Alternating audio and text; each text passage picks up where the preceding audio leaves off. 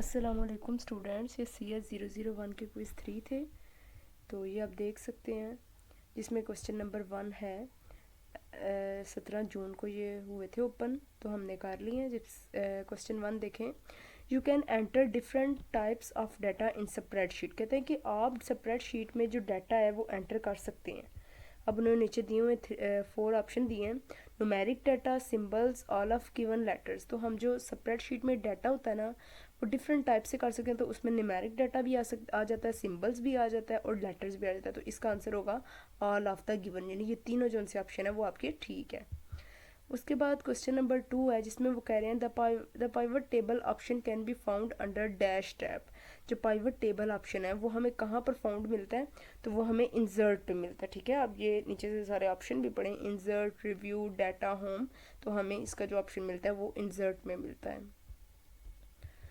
Question number 3 है, तो कह रहे हैं जिसमें वो We can make the group of worksheets by pressing and holding the dash key and selecting the sheets we want to add in the group। तो कौन सी की है जिसे हम सेलेक्ट करते हैं और हम ग्रुप में ऐड हो जाते हैं? तो वो है कंट्रोल। ठीक है, उन्होंने दिए हुए थे ऑप्शन होम, ALT, शिफ्ट और कंट्रोल। तो इसका जो आंसर है वो है कंट्रोल। ठीक है, क्वेश्चन नंबर 3 का आंसर है कंट्रोल। उसके बाद क्वेश्चन नंबर 4 है, जिसमें वो कह रहे हैं to arrange rows in alphabetical order based on column ए।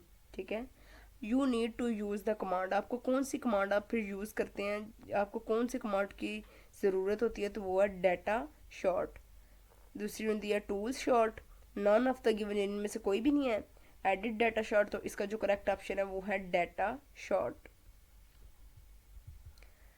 उसके बाद क्वेश्चन नंबर 5 है, जिसमें वो कह रहे हैं the function library in Microsoft Excel is available under dash tab.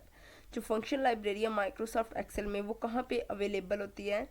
Formulas पे, अंडर फार्मूलाज टैब, यानी फार्मूला टैब में जो सा है वो अवेलेबल होती है। क्या चीज़? Function library. इंसर्ट में थी, डाटा में थी या होम में थी? तो इसका करेक्ट ऑप्शन है फार्मूलाज में।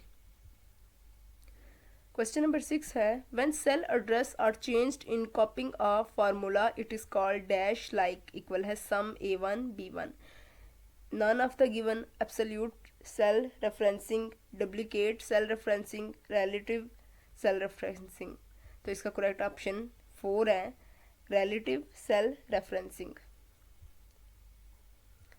उसके बाद क्वेश्चन नंबर 7 है, जिसमें वो कह रहे हैं which of the following bar shows the content of cell of MS Excel sheet. Menu bar, name bar, formula bar, content bar. तो MS एक्सेल शीट में कंटेंट सेल जो है वो कौन से बार में शो होता है? फार्मूला बार में शो होता है। ठीक है, इसका भी ऑप्शन 3 है।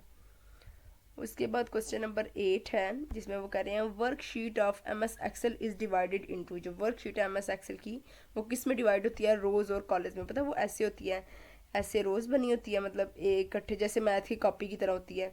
तो उस तरह करके इस तरह कॉलम बने होते हैं। तो ये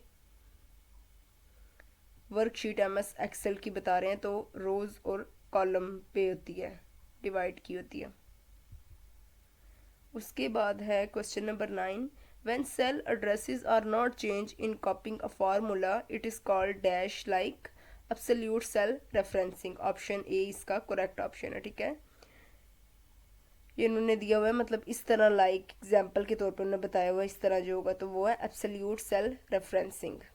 अब ये लास्ट क्वेश्चन है, क्वेश्चन 10, जिसमें वो हमें कह रहे हैं in MS Excel what menu we should select to create chart. तो MS एक्सेल में जो मेन्यू है हमें कौन सा क्रिएट चार्ट करने के लिए सेलेक्ट करना चाहिए? Go to insert, choose any chart. ठीक है, यानी इंसर्ट पे गो करेंगे और चूज से कोई भी चार्ट पे कर लेंगे। तो इसका जो करेक्ट ऑप्शन था क्वेश्चन 10 का वो था ऑप्शन 1। मेरी आपसे रिक्वेस्ट है कि मेरे चैनल को सब्सक्राइब करें, कमेंट्स भी किया करें अगर आपको मेरी वीडियो पसंद आती है तो।